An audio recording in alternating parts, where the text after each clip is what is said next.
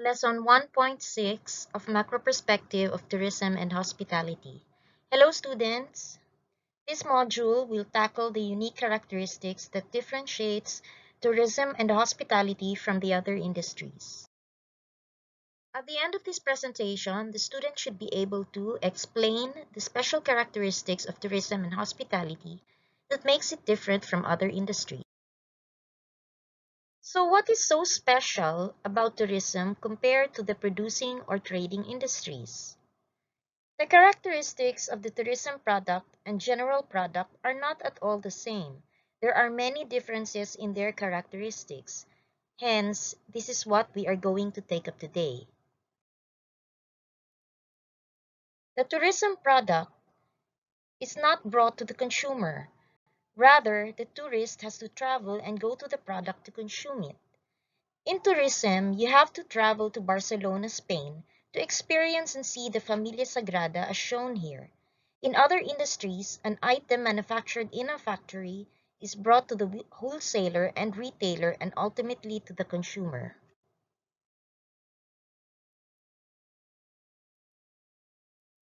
The next characteristic is the products of tourism and hospitality are not used up. Thus, they do not exhaust the country's natural resources. When a tourist buys a ticket to walk around the Arashiyama bamboo grove, he does not buy the bamboo trees, but the experience, the ambiance, and the scenery is being paid for here. In contrast, other industries' products have a limited life. A can of milk has a shelf life or an expiration date.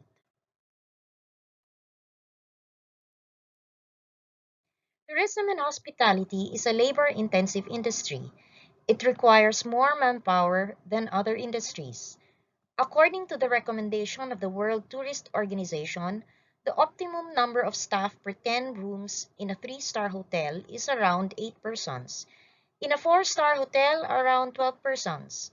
In a 5-star hotel, around 20 persons. And take note, this is only for housekeeping.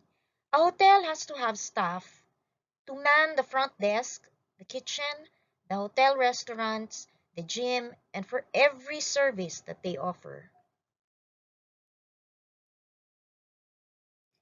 Tourism and hospitality is people-oriented. It is primarily concerned with people. One of the most important motivation of tourists to travel is to meet other people and see how other people live. The simple activity of trying out street food in Old Delhi in India gives a tourist the opportunity to interact with the locals. Tourism and hospitality is a multidimensional phenomenon. It is dependent on many and varied activities which are separate and interdependent. To create a satisfying experience for your tourist, you will depend on some of the services of other businesses such as hotels, the airlines, the coach tours, and other transportation, and of course, a variety of attractions. The tourism and hospitality industry is seasonal. According to Butler, seasonality is a temporal imbalance in the phenomenon of tourism. It can be expressed in the number of visitors, the expenditure of the visitors, the traffic on highways and other forms of transportation, the employment or in the number of admissions to attractions. In New York City, hotel prices soar during the winter months from November to January.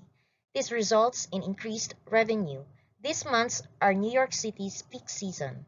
The month of February in New York City is its lean month, wherein hotels offer cheaper rates which may result to a decline in money earned. The industry is dynamic.